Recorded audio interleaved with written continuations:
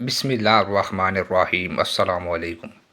حضرت مولانا عبدالشکور دین پوری نے ایک دفعہ اپنے خطاب میں حاجی مانا کا ایمان افروز واقعہ بیان فرمایا کہ کرونڈی ضلع نواب شاہ تحصیل پٹ ایڈن سے 15 میل دور ایک بستی کا نام ہے۔ وہاں مرزائیوں نے چیلنج کیا کہ ہم مسلمانوں سے مناظرہ کریں گے۔ مولانا لال حسین اختر وہاں پہنچے، سندھ کے تمام بڑے علماء وہاں پہنچے، ہزاروں کا مجمع ہو گیا۔ مولانا لال حسین اختر نے اپنی پہلی باری میں کھڑے ہو کر اعلان کیا کہ میں آج ثابت کروں گا کہ مرزا جھوٹا تھا، کذاب تھا، اس کا دعویٰ بھی جھوٹا تھا، الہام بھی جھوٹے تھے، وحی بھی جھوٹی تھی، پیشگوئیاں بھی جھوٹی تھیں، وہ بھی جھوٹا تھا، اس کی تمام کتابیں جھوٹی تھیں۔ جو مرزائی مقابلے میں تھا اس کا نام عبدالحق تھا۔ اس بدبخت کو اس لائن کو پتہ نہیں کیا خیال آیا۔ وہاں پر چونکہ اس کی زمین تھی، بہت سارے اس کے مزارے تھے، مرزائیوں کی ایک بستی تھی، وہ بندوقوں کے ساتھ آیا تھا۔ اس نے کھڑے ہو کر کہا میں بھی ثابت کروں گا کہ محمد بھی ایسا تھا، نعوذ باللہ۔ اس نے کہا میں بھی ثابت کروں گا تمہارا نبی ایسا تھا، شور پڑ گیا۔ اس نے جو الفاظ کہے مسلمان جذبات میں کھڑے ہو گئے، دوسری طرف بندوقیں تھیں۔ کچھ حالات ایسے تھے، پولیس بھی تھی، بات ٹل گئی، لڑائی نہ ہوئی۔ مسلمان بڑے پریشان ہوئے، مرزائی چلے گئے۔ منازعہ یہاں پر ختم ہوا کہ یہ جملہ ہم برداشت نہیں کریں گے، وہ معافی مانگے۔ یہ اس نے ہمارے سینے پر حملہ کیا ہے، ہمیں اس نے چھری سے ذبح کر دیا ہے۔ مسلمان بے غیرت نہیں ہیں، یہ جملے اتنے سنگین ہیں کہ ہمیں موت آ جاتی، یہ جملے ہمیں برداشت نہ کرنے پڑتے۔ مسلمان روتے ہوئے گئے۔ مانک کہتا ہے کہ میں اپنے گھر گیا، یہ ہماری قوم کا شہر تھا، بلوچوں کی 500 لڑیاں ہیں، میں بھی بلوچ ہوں، بلوچوں میں جو سردار ہیں میری لڑی ان میں ہے۔ جنگ سے حضرت دین پوری حج پر گئی، واپس آ کر دین پور میں ڈیرا لگایا۔ اصل میں ہم بھی جنگ کے ہیں، ہم آپ کے رشتہ دار ہیں۔ حضرت دین پوری یہاں کے تھے، یہاں بلوچ تھے، یہاں سے جا کر دین پور کو آباد کیا۔ حاجی مانک کہتا ہے جب میں نے یہ بات سنی تو سر پکڑ لیا، میں روتا رہا۔ یہ بات ساری بستی میں پھیل گئی کہ عبدالحق نے اتنی گستاخی اور اتنی زبان درازی کی ہے، اتنی بے ادبی کی ہے، اتنی بکواس کی ہے، ہر مرد کی زبان پر یہی بات تھی۔ حاجی مانک کہتا ہے کہ میں گھر آیا تو میرا گھر بدلا ہوا تھا، میری بچیاں رو رہی تھی، میری بیوی کا رخ ایک طرف تھا۔ میں نے پانی مانگا، بیوی نے نہ دیا۔ میں نے بیوی سے کہا پانی دو، وہ بات ہی نہ کرے۔ اندر سے کنڈی مار کر کہنے لگی مانک تیری سفید داڑھی اسی سال تو آج کر کے آیا ہے، گنبد خضرا پر تو روتا تھا، مجھے ساتھ لے گیا تھا، تو نے اپنے محبوب کریم کے متعلق یہ جملہ سنا، بے غیرت زندہ واپس آ گیا، تو بھی محمد صلی اللہ علیہ وآلہ وسلم کا امتی ہے، میں تیری بیوی نہیں ہوں، مجھے اجازت دے دے، میں میکے جا رہی ہوں، یہ بیٹیاں تیری بیٹیاں نہیں ہیں، میں اس بغیرت کو اپنا خاوند نہیں بتاتی، میری بیٹیاں تجھے ابا نہیں کہیں گی، اتنی بڑی تو نے داڑھی رکھی ہے، اور مصطفیٰ کے خلاف یہ سن کر تو زندہ لوٹ آیا، مر نہیں گیا۔ حاجی مانک کہتا ہے اس جملے نے میرے اندر محمد صلی اللہ علیہ وآلہ وسلم کی محبت پیدا کر دی۔ مجھے کرنٹ سا لگا، حضور صلی اللہ علیہ وآلہ وسلم کی زندگی کا سارا نقشہ میرے سامنے آ گیا۔ آقا صلی اللہ علیہ وآلہ وسلم کی محبت نے جوش مارا، میں پھر بے خود ہو گیا۔ میں نے کلاڑی اٹھائی اور اس مرزائی عبدالحق کی طرف چل پڑا۔ دن میں فیصلہ کر لیا کہ یا مصطفیٰ یا گستاخ، آج بھونکنے والا کتا زندہ رہے گا یا محمد صلی اللہ علیہ وآلہ وسلم کا عاشق جان دے دے گا۔ سیدھا گیا، عبدالحق پھر رہا تھا۔ اس کو خیال بھی نہ آیا کہ یہ بوڑھا مجھے کچھ کہے گا۔ 50 سال حاجی مانک کی عمر تھی، سفید داڑھی تھی۔ کہتا ہے کہ میں ویسے بوڑھا ہوں مگر دل جوان تھا، خون میرا جوان تھا، رگوں میں جو خون تھا وہ جوان تھا۔ میں نے عبدالحق کو قریب جا کر کہا او گستاخ، او مرزائی کتے، او مرتد، آج تیرا آخری دن ہے، تو بچ نہیں سکے گا، محمد صلی اللہ علیہ وآلہ وسلم کا عاشق تیرے پاس پہنچ چکا ہے۔ اس نے میرے ہاتھ میں کلاڑی دیکھی تو دوڑنے لگا، پاؤں میں ڈیلا اٹکا تو منہ کے بل گرا، ڈیلا نہیں اٹکا تھا، قدرت نے دھکا دیا، میں پاس پہنچ گیا۔ میں نے کلاڑی کے وار کرنے شروع کر دیے۔ میں نے اس کو جوتے سے سیدھا کیا۔ میں نے اس کے سینے پر کلاڑیاں ماری۔ میں زور سے وہاں کہتا رہا، اس سینے میں نبی صلی اللہ علیہ وآلہ وسلم کا کینہ ہے۔ پھر میں نے دماغ پر کلاڑی ماری۔ میں نے کہا، تیرا دماغ خراب تھا۔ پھر میں نے زبان کو پکڑ کر کلاڑی سے کاٹا۔ میں نے کہا، یہ بھونکتی تھی۔ پھر میں نے انگلی کو کاٹا۔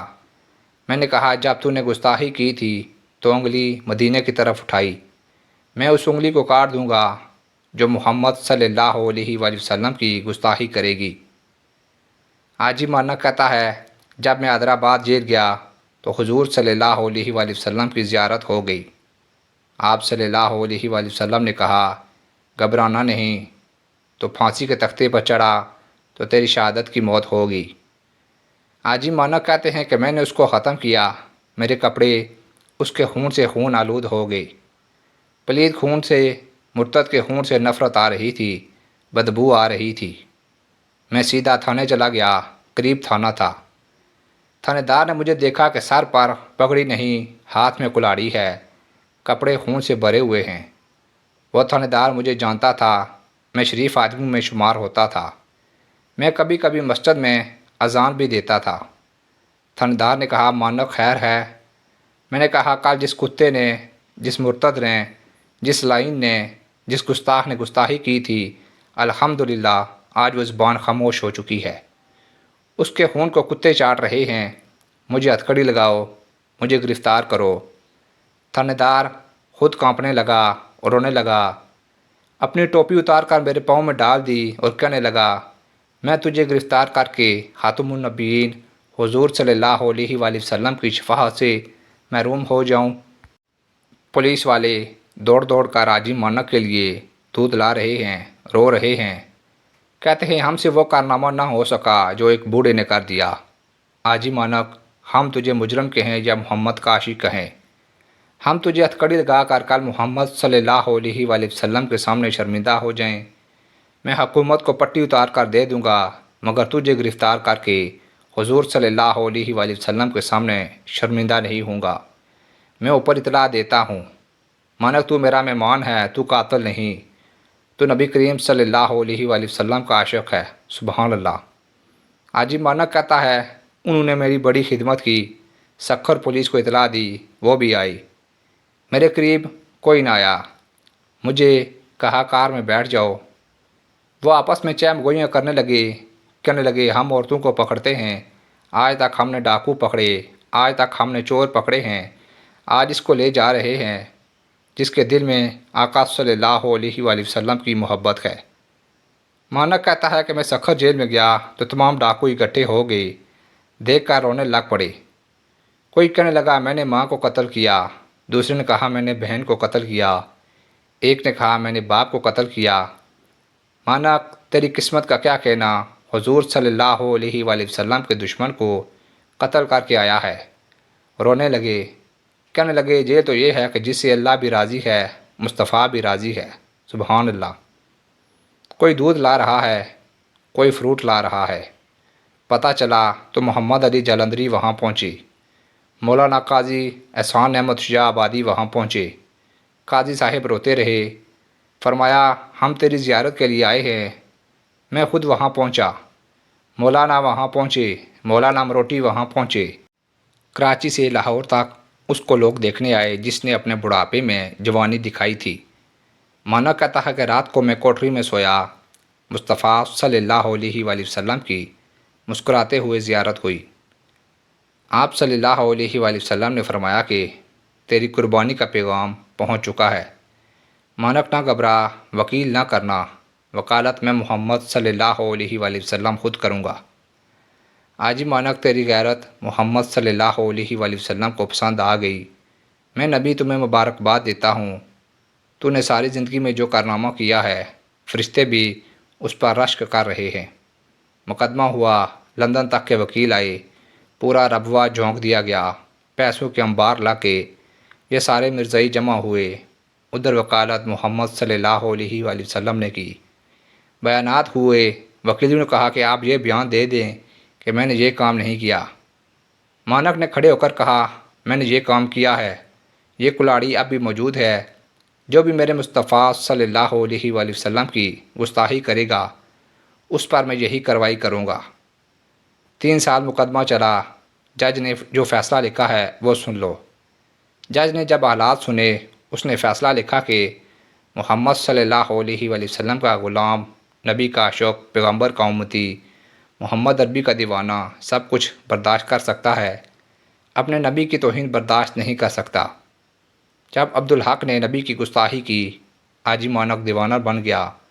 حاجی مانک کی عقل ٹھکانے نہ رہی، آج یہ آپے سے باہر ہو گیا۔